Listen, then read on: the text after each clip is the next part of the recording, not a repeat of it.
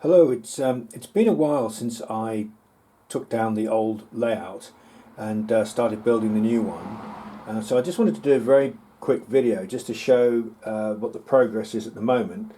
As you can see, it's all very bare boards, but the track is at least finished. And I've been doing quite a lot of testing just to make sure it's all running okay, which it seems to be. The reason why I got rid of the old layout was because it had first and radius curves on it, and it just really wasn't appropriate for the modern rolling stock that you can get these days, and it just wasn't very realistic either. So what I've done now is build essentially a two-level layout. This is the two main running lines are on the top level. The inner curves are fourth radius, and then the outer curves are with flexi track. So that's the maximum, or the minimum curve rather, is the fourth radius. The other feature of the layout is the lower level.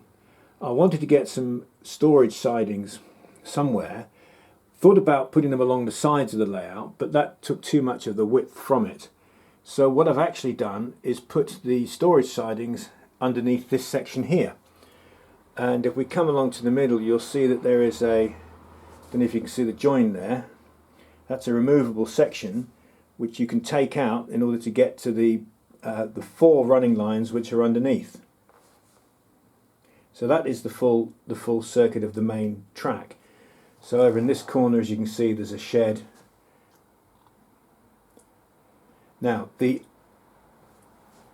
running lines underneath come up from here, from underneath, come up this side and come round. This is about 3 meters long and climbs just over 10 centimeters, so that's makes it just over a 3% slope, incline rather. All of the locos I've got managed that quite easily actually. I was quite surprised. And then when the trains are coming up, they can cross onto the main lines here, or you can have a third running option that they just go back down the other side here and then go around the back and back into the sidings underneath. Again, that is a 3% incline.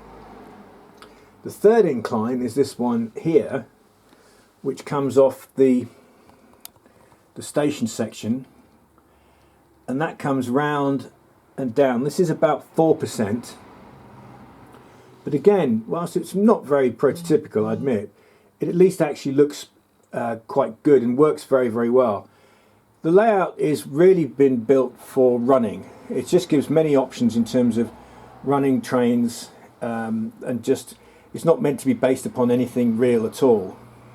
So as you can see, this lower section comes down. There's a little siding there to put your shunter, and then there's a head shunt that just goes through that tunnel underneath the main layout, the main track. And then on the other side of this, it comes round to some sidings where you can put maybe a container terminal or oil depot or a coal filling station or whatever. So those are the running options that the layout's got. I'm using the DCC Concepts Cobalt IP Digital point motors. They are quite expensive, but they're worth it. When you're putting the first one in, it's a bit complicated, but you very quickly get the hang of it. The advantage of it is, of course, that you can drive it from the, I use a Dynamis, you can drive it directly from that, so the wiring of them is so much easier. I've taken the spring out from the Peco points. These are electrofrog. I've never used electrofrog before, but it works very well. So hopefully you can see that there's a smooth transition when you change the point. Eventually I'm going to wire in the switches on this to make a mimic panel so you can see which way the points are set.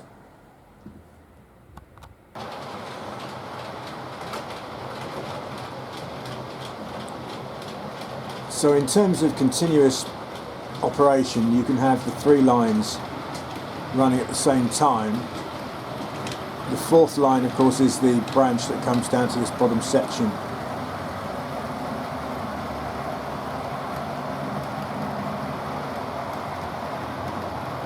I've turned the sound off on the locos for obvious reasons, because it's a bit noisy if you're running them all with sound on.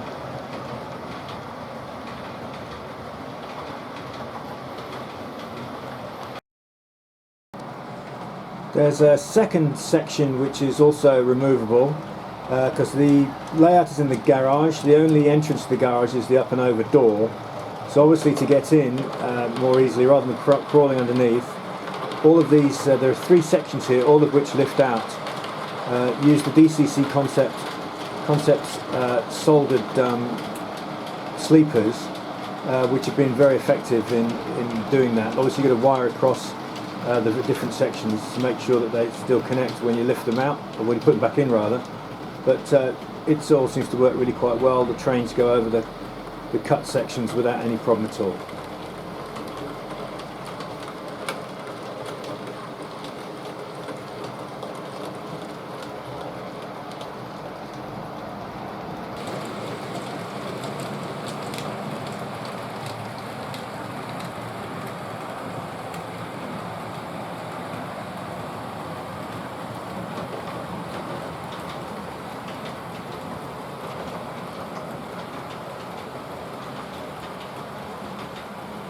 You can see the layout's very rough and ready at the moment. There's no landscaping at all.